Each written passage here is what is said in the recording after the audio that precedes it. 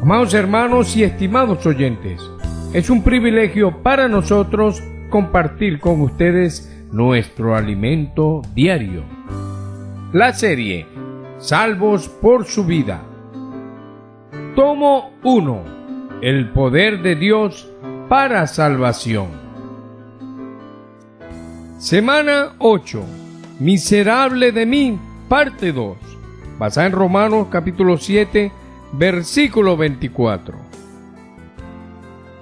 Día miércoles. Lectura bíblica.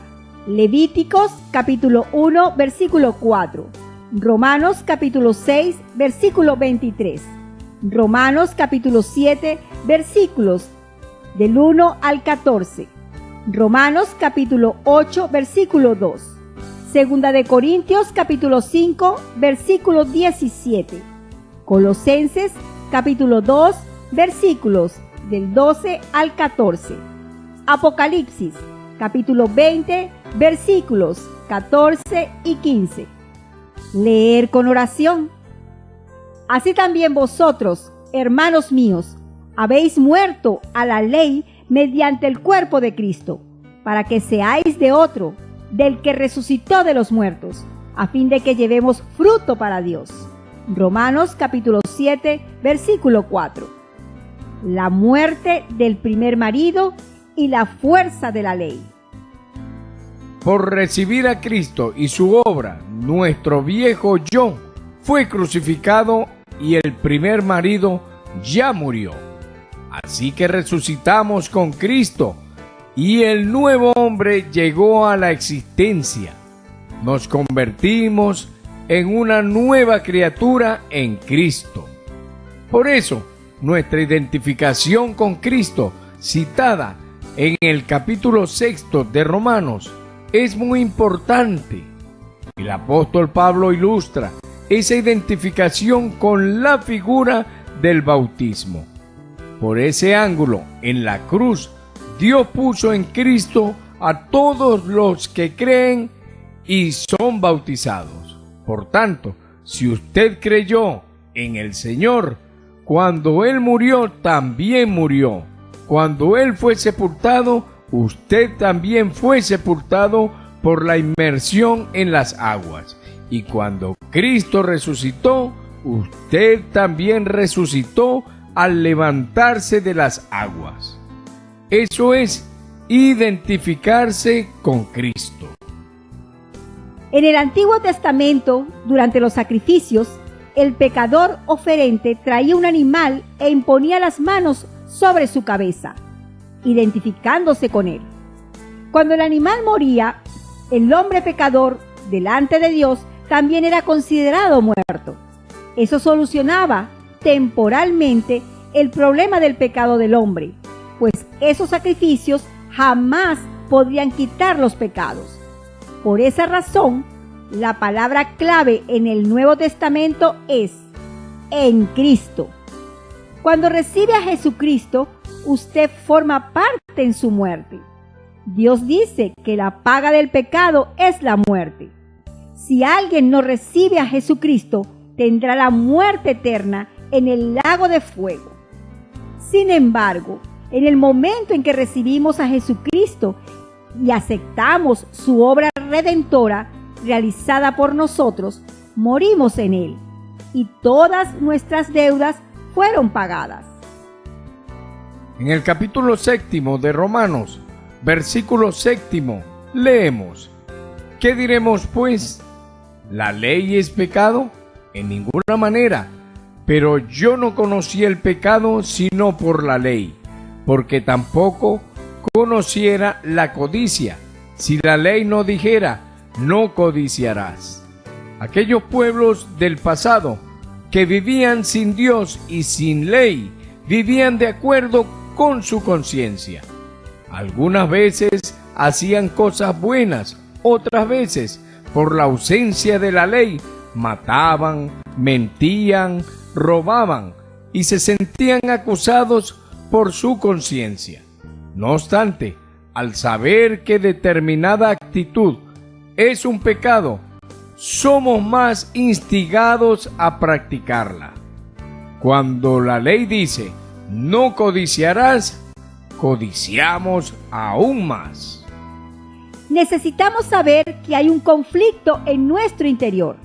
Un ejemplo de conflicto es aquel por el cual pasan nuestros adolescentes y jóvenes en cuanto a la decisión de santificarse para el Señor.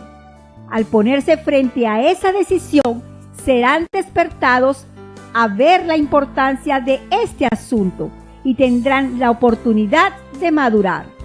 Los jóvenes y adolescentes necesitan pasar por este tipo de conflicto para que se decidan por el Señor. Que el Señor nos conceda sabiduría y que confiemos en su dirección para nuestros hijos, a fin de que hagan buenas elecciones. Continuando en el versículo 8, leemos: Mas el pecado, tomando ocasión por el mandamiento, produjo en mí toda codicia, porque sin la ley el pecado está muerto. Mientras no había mandamiento, el pecado no tenía herramientas, pero cuando vino el mandamiento, el pecado comenzó a despertar en nosotros todo tipo de concupiscencia. Un niño, por ejemplo, ni siquiera tiene conciencia de un objeto hasta que se le prohíba tocarlo. Una vez que conoce la restricción, ese objeto se vuelve objetivo de su deseo. Sin ley nosotros vivimos y el pecado está muerto, pues no tenemos conciencia de él. Pero al venir el precepto, mandamiento, el pecado se levanta de la tumba y nos mata. En el versículo 10, el apóstol prosigue: Y hallé que el mismo mandamiento, que era para vida, a mí me resultó para muerte. El mandamiento es la palabra de Dios, que muestra quién es Dios.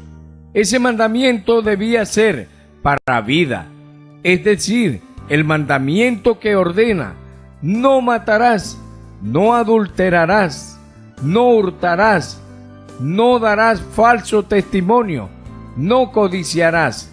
Revela a Dios mismo, su justicia, santidad y gloria. Esos aspectos debían ser vida para nosotros, pero al final se volvieron para nosotros muerte. El pecado fue quien, tomando ocasión por el mandamiento, nos engañó y por él nos mató. Antes, el pecado no podía hacer nada, pero al venir el mandamiento, el pecado se volvió como un cuchillo a fin de matarnos. El mandamiento le proporcionó poder al pecado y este es el gran problema. La ley es santa y el mandamiento es santo, justo y bueno, pues son la palabra de Dios.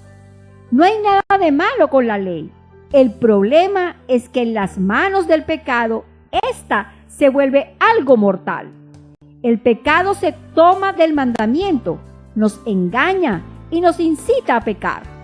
Somos totalmente vulnerables, no tenemos poder ni fuerza. Por eso somos engañados, condenados y muertos. El pecado, a fin de manifestarse sobremanera pecaminoso, usa algo bueno, la ley, y por medio de ella nos causa la muerte. El pecado es algo oscuro y la ley de Dios es como un fondo blanco, mostrando la santidad de Dios. El versículo 14 nos muestra que la ley es espiritual, pues vino de Dios, y Dios es espíritu. En cambio, nosotros somos carnales, vendidos a la esclavitud del pecado.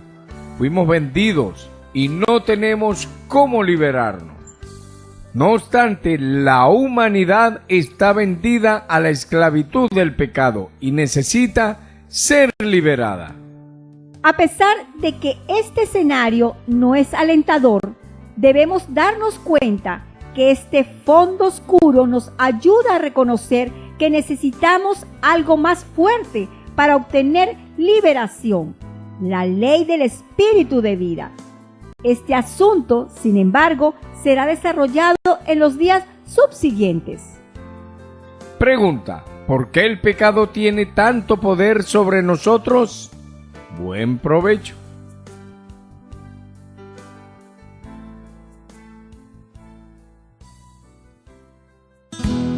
Si esta palabra le ha sido de ayuda y desea más información, puede contactarnos a través de los siguientes números telefónicos: 0416 239 2129, 0414 533 9818. Dios les bendiga.